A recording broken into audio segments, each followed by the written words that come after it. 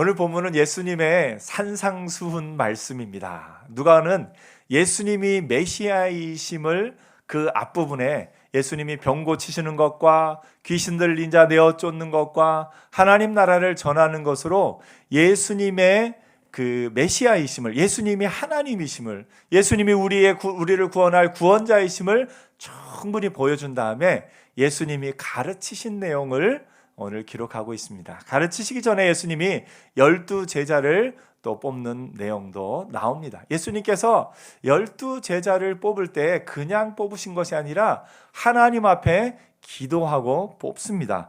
예수께서 산에 올라가서 12절에 이렇게 이야기합니다. 예수께서 기도하시러 산으로 가사 밤이 새도록 하나님께 기도하시고, 예수님도 제자들을 뽑을 때 밤이 새도록 하나님께 기도하시고 뽑으셨다라고 성경은 기록합니다. 예수님이 이 땅에 사시는 동안에 하나님의 그 역사를 온전히 감당할 수 있었던 것은 기도하셨던 것에 있습니다. 하나님과의 친밀한 관계, 기도를 통해서 하나님과의 친밀한 교제, 친밀한 관계가 이어진 것을 보게 됩니다. 오늘 저와 여러분, 기도의 골방을 늘 갖고 사는 은혜가 있기를 축복합니다. 기도는 대화와 같습니다. 그래서 하나님과의 대화입니다. 하나님께 내 모든 것을 아뢰고 또 하나님의 음성을 듣는 시간입니다. 어떤 때 보면 우리가 기도할 때 너무 지나치게 하나님 앞에 내 이야기만 다 토해놓을 때가 있습니다. 물론 내 이야기만 다 토해놓는 것만으로도 하나님 다 들으시고 그래 네가 그렇구나 하고 우리의 마음을 이해해 주십니다. 그럼에도 불구하고 우리가 해야 될 것은 하나님의 음성을 듣는 시간도 우리가 가져야 됩니다. 기도하면서 내 마음을 다 하나님께 아뢰고 나서 하나님, 내가 지금 무엇 하기를 원하십니까? 하나님, 지금 나에게 무엇을 원하십니까? 그 하나님의 음성을 듣고 묵상하고 그 음성을 따라 사는 은혜도 있기를 축복합니다. 한번 해볼까요? 하나님, 제가 지금 무엇을 하기를 원하십니까? 하나님, 제가 지금 무엇을 하기를 원하십니까? 여러분, 이 마음을 우리에게 주신 건 우리가 기도하면서 하나님과의 관계를 누리며 살아야 됩니다. 여러분, 기도는 쉬지 말고 기도하라 하셨는데 사실 우리가 일하면서 또 살면서 먹으면서 어떻게 쉬지 않고 기도합니까? 모든 삶에 있어서 우리의 하는 모든 것이 기도가 되게 살라 하는 하나님의 말씀이 있습니다. 염려가 찾아올 때는 그 염려를 뭘로 바꾸고요? 기도로 바꾸고. 염려의 반대말이 뭐라고요? 기도입니다. 아무것도 염려하지 말고 오직 모든 일에 기도와 간구로. 염려가 찾아올 때 기도하는 겁니다. 어이구, 이러다가 내가 병에 걸리는 거 아니야? 그럴 때 뭐라고 기도합니까? 하나님, 나를 병으로부터 안전하게 하옵소서. 이게 쉬지 않고 기도하는 비결입니다. 모든 염려의 제목이 찾아올 때마다 그것을 기도로 바꾸어서 할 수 있는 은혜가 있기를 축복합니다.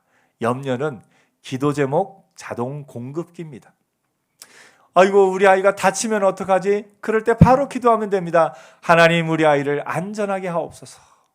이러다가 우리나라 큰일 나면 어떡하지? 하나님, 우리나라를 보호하여 주옵소서. 염려를 기도로 바꾸며 삶의 모든 부분 가운데 기도하며 나가는 은혜가 있기를 축복합니다. 기도할 때 하나님 앞에 내 모든 걸 아뢰고, 그리고 나서 뭐라고요? 하나님, 제가 지금 무엇을 하길 원하십니까? 하나님, 제가 지금 무엇을 하길 원하십니까? 하나님 앞에 기도하며 믿음으로 나가는 하나님의 사람들 되기를 축복합니다. 예수님도 기도로 사셨습니다. 그 바쁘고 또 사람들을 가르치고 사람들을 병 고치고 그 모든 환경 속에서 산으로 가사 밤이 새도록 기도하신 예수님의 모습을 봅니다. 아무리 바빠도 하나님 앞에 기도하는 시간을 가졌던 예수님을 보면서 우리도 기도하는 자로 사는 은혜가 있기를 축복합니다. 기도는 우리의 삶의 호흡이고 우리의 삶의 영혼의 호흡이고 하나님과의 대화입니다. 그래서 기도하는 자에게 하나님이 하나님의 은혜로 이끌어 주십니다. 기도하는 자는 내 문제가 아니라 누구 문제라고요? 하나님 문제. 내가 일단 하나님 앞에 기도하고 나면 내 문제가 아니라 하나님 문제입니다. 여러분의 자녀를 위해서 기도하고 나면 그 자녀의 문제는 이제 내가 감당해야 될 문제가 아니라 누구의 문제요? 하나님의 문제입니다. 내가 내 일생을 놓고 하나님, 내가 앞길을 어디로 갈까요? 내가 문과, 이과 혹은 내 직장 어느 길로 갈까요? 하나님 앞에 기도하고 나면 이제는 내 인생이 아니라 하나님의 자녀의 인생이 돼서 하나님이 내 인생을 책임져 주시고 하나님의 자녀 인생을 인도해 주신다라는 겁니다. 그래서 여러분 늘 기도로 하나님께 맡기고 하나님께 아뢰고 또 하나님의 음성을 듣고 사는 저와 여러분 되기를 축복합니다. 예수께서 이제 제자를 뽑으시고 나서는 이제 크게 세 가지 무리가 생깁니다. 예수님의 12제자들, 또 예수님을 따르는 또 많은 제자들, 그리고 예수님을 보기 위해서 와 있는 군중들이 있습니다. 여러분 이 세 부류의 차이가 뭡니까? 예수님의 제자들은 자신들의 우선순위의 가장 첫 번째를 누구에게 둔 사람들입니까? 예수님에게 둔 사람들입니다. 예수님의 말씀을 듣고 그 말씀을 지키는데 내 인생의 가장 우선순위를 둔 사람들입니다. 또 많은 무리의 제자들도 어떤 사람들입니까? 예수님을 따르는데 우선순위를 둔 사람들입니다. 물론 이 삶의 가장 첫 번째 자리에 우선순위를 둔 12제자만큼은 아니었지만 더 많은 제자들도 말씀을 듣고 말씀을 배우고 그 말씀대로 노력하는 일에 자신의 삶을 쏟은 제자들이 있습니다. 또 그 주변에는 예수님을 좋아하기는 하지만 예수님의 말씀을 듣고 예수님의 병 고치시는 것을 보러 오기는 했지만 그 삶의 우선순위는 아직 예수님의 말씀에 두지 않은 수많은 군중들이 있습니다. 여러분은 어떻습니까?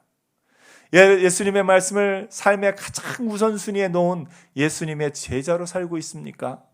또 12제자는 아니더라도 여전히 하나님의 말씀을 듣고 그 말씀을 따르기 위해 애쓰는 제자로 살고 있습니까? 아니면 예수님의 말씀을 멀리서 듣고 여전히 삶의 우선순위는 내 마음대로 하면서 그냥 예수님의 말씀과 예수님이 하시는 것만 보기만 좋아하는 군중으로 살고 있습니까?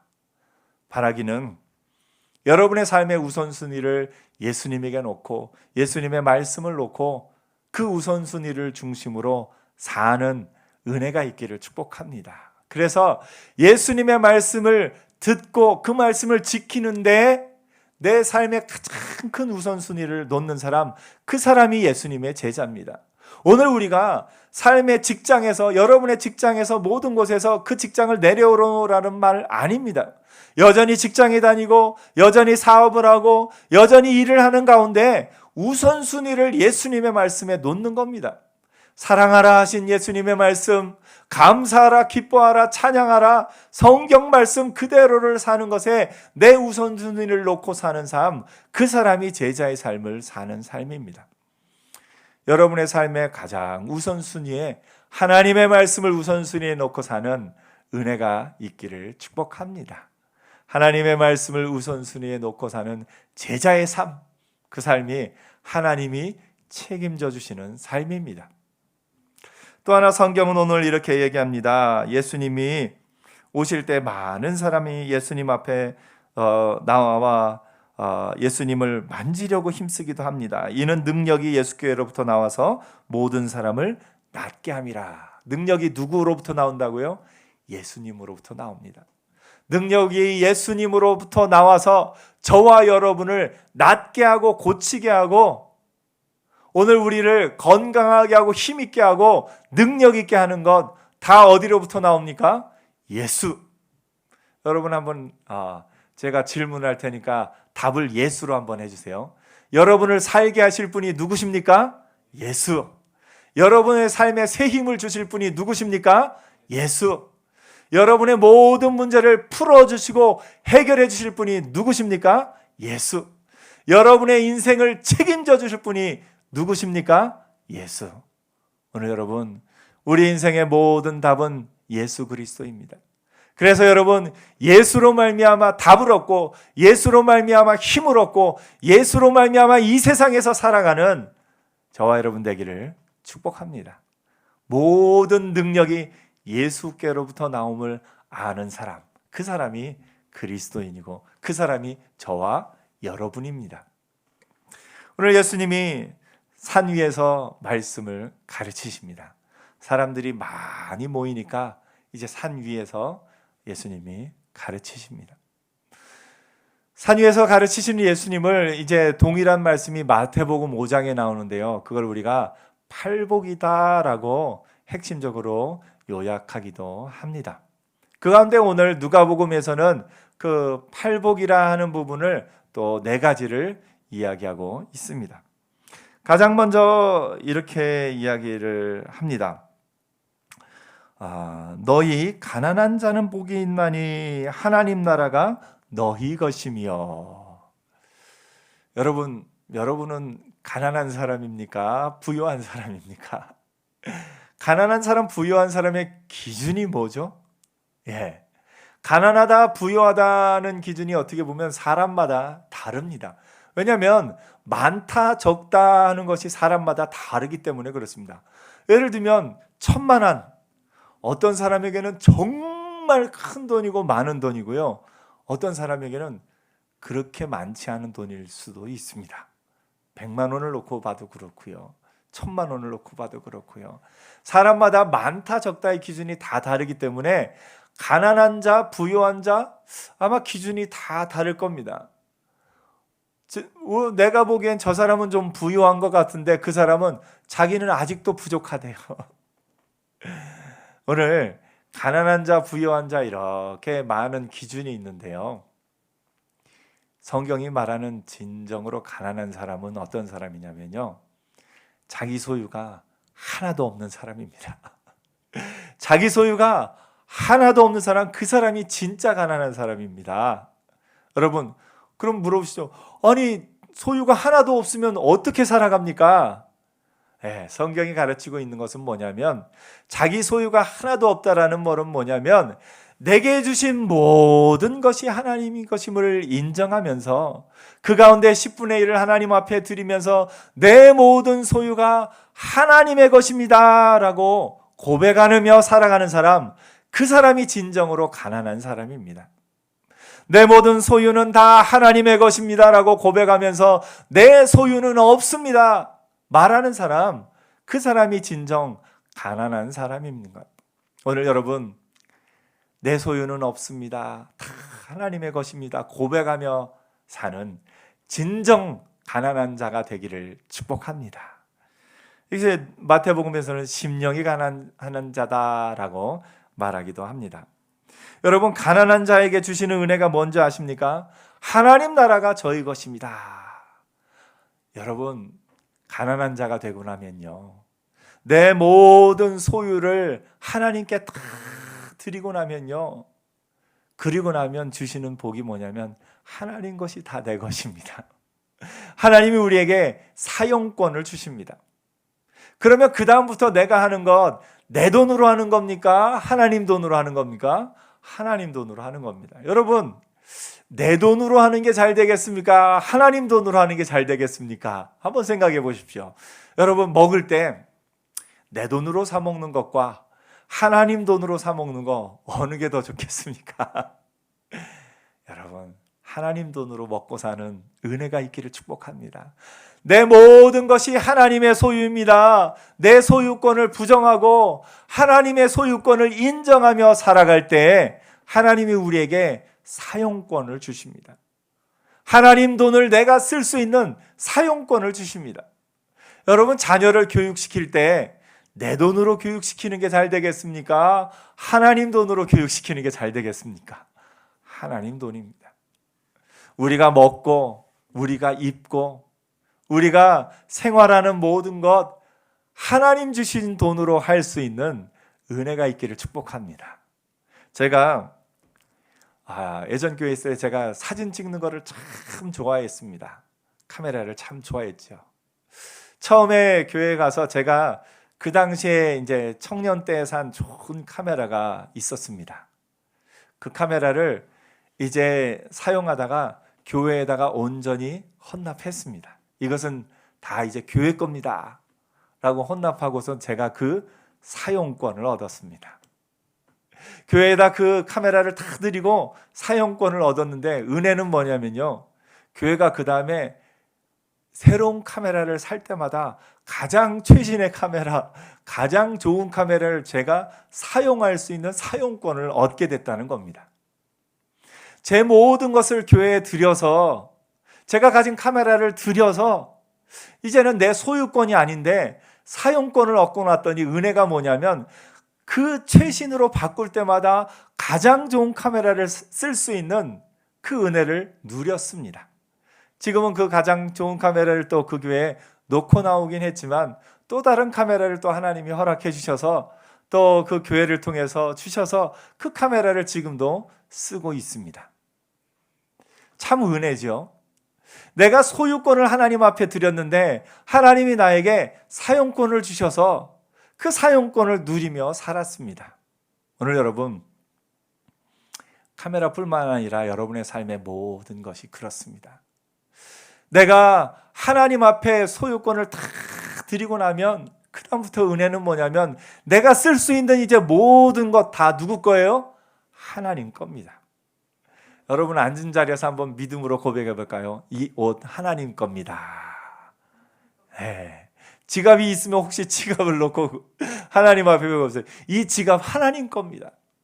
가정에서 여러분, 소파를 놓고 또 식탁을 놓고, 하나님이 이 소파도 하나님 겁니다. 이 식탁도 하나님 겁니다. 그런데 이 소파에서 편안하게 하시고 이 식탁에서 맛있는 음식을 먹게 하시니 얼마나 감사합니까? 하나님이 주신 것으로 평안하게 먹고 힘이 얻어 사는 저와 여러분 되기를 축복합니다. 소유권은요, 주장하면요, 싸움이 됩니다. 자녀를 둘 이상 키워보신 분들은 아마 경험했을 겁니다. 아이들이 제일 많이 싸우는 게 뭐 가지고 싸워요? 소유권 가지고 싸워요. 이게 네 거냐 내 거냐. 어렸을 때부터 책 보면은, 이 책 가지고, 책이 왜 이렇게 한 권인 게 참, 자녀가 여러 명이어도 책을 여러 권 살 수는 없습니다. 똑같은 책은 한 권이죠. 그런데 서로 자기 거라고, 자기가 먼저 집었다고 그렇게 싸웁니다. 평생 소유권 놓고 싸웁니다.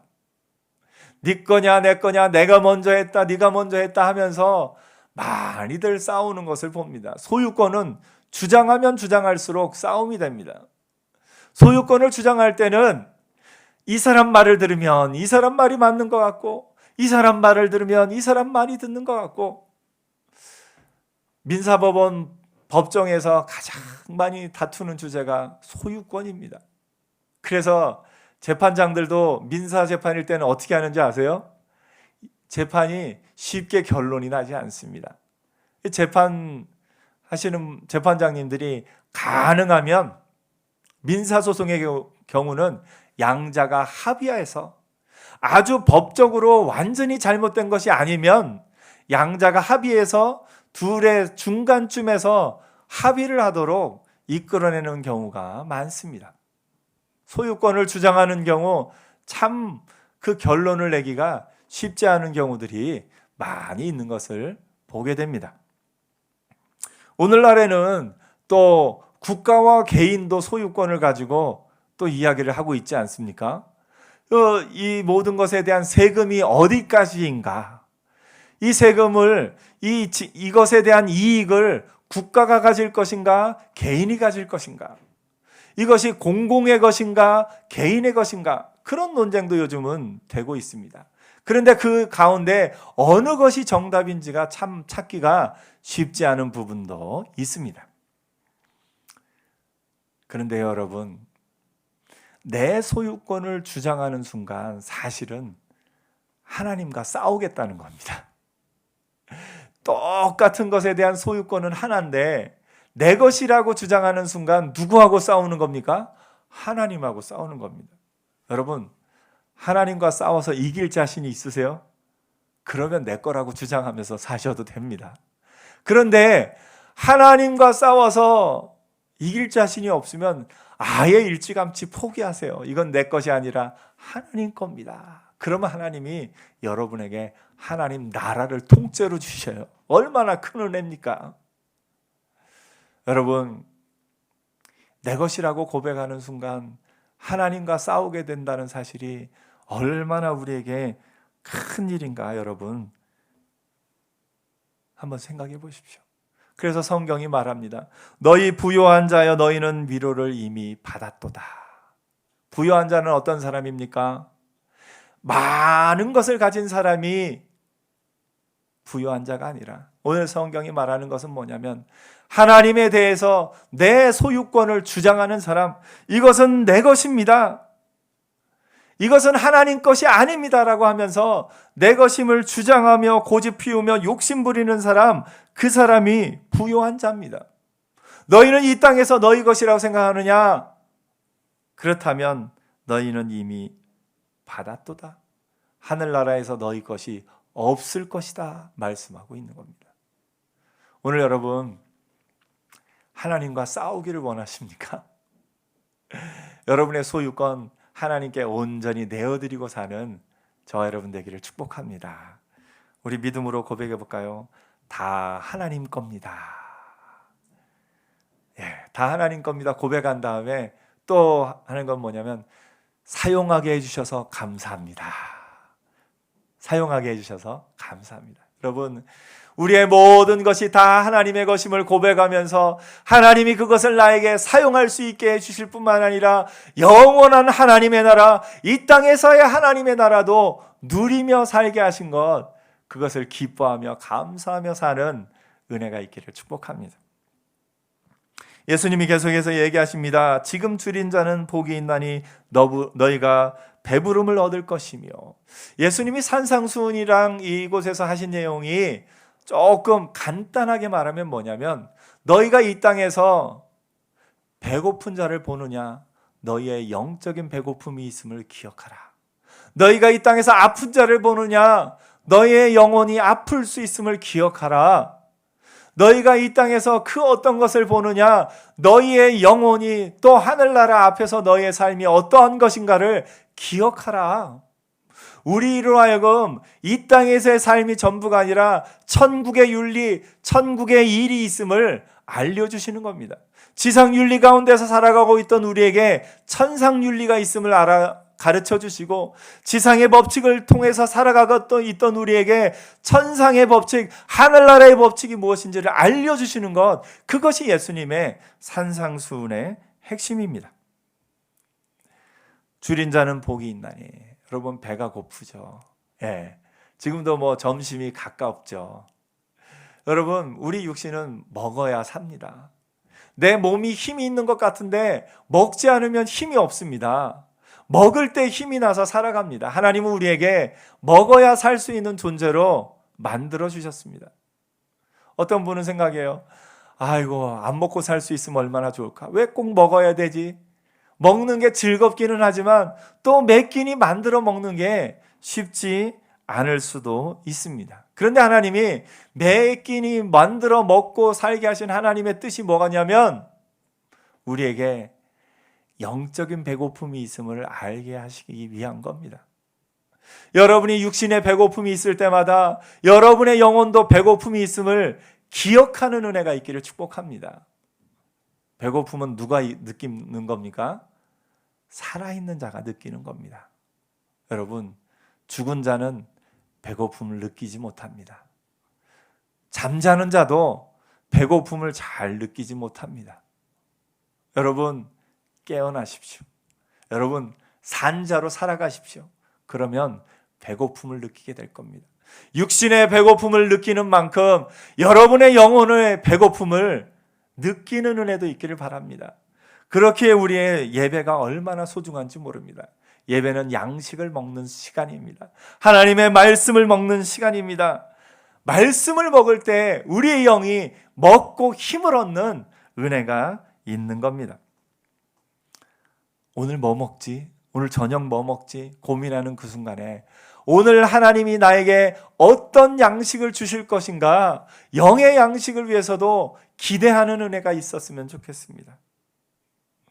여러분 집에서 누군가 여러분에게 음식을 계속, 여러분 요새 또 코로나19로 인해서 가정에서 먹는 날들이 참 더 많아지죠. 아무래도 식사가 예전에는 일주일에서 집에서 먹는 끼니가 뭐 몇 끼니 안 됐다면 요즘에는 거의 모든 끼니를 아마 집에서 먹게 되는 것 같습니다. 직장에서 점심 먹을 때 빼놓거든요. 혹은 또 자택근무를 하게 되면 집에서 먹는 날이 더 많아집니다. 그럴 때 여러분, 집에서 여러분에게 음식을 만들어주는 여러분의 아내, 여러분의 어머니에 대해서 고마운 마음 갖기를 바랍니다. 음식 만드는 게 얼마나 큰 일이고 그것이 얼마나 감사한 일인지 모릅니다. 먹을 때마다 기쁨과 감사를 누리는 은혜가 있기를 축복합니다. 그래서 먹을 때는 어떻게 먹어야 돼요? 우아하게. 우아한다. 어떻게 우아한다고요? 우아 하면서 맛있게 먹는 은혜가 있기를 축복합니다. 그것이 우아하게 사는 삶입니다. 여러분, 여러분에게 음식을 주는 그 고마움을 느낄 때마다 또 하나님이 우리에게 말씀의 양식을 주실 때 그 고마움도 함께 느꼈으면 좋겠습니다. 저는 설교를 하는 걸 참 좋아합니다. 왜냐하면 설교하고 나면 제가 힘이 납니다. 설교할 때 이 설교는 여러분에게도 하지만 저에게도 합니다. 그래서 저도 제 설교를 들으면서도 아멘 아멘 하고 설교하면서도 제 마음으로 아멘 아멘 합니다. 저도 그렇게 살아가기 위해서 힘쓰고 저도 그것이 하나님의 말씀임을 믿고 그렇게 살아갑니다. 오늘 여러분, 하나님의 말씀을 또 이렇게 요즘에는 또 특히 설교 준비할 시간이 더 많아서 로고스를 보면서 말씀을 읽고 또 성경 연구도 하고 또 주석도 읽고 하면서 얼마나 말씀의 그 단맛을 누리며 사는지 모릅니다. 참 말씀 묵상하고 또 이렇게 깨달을 때 좋습니다. 설교할 때 너무 좋습니다.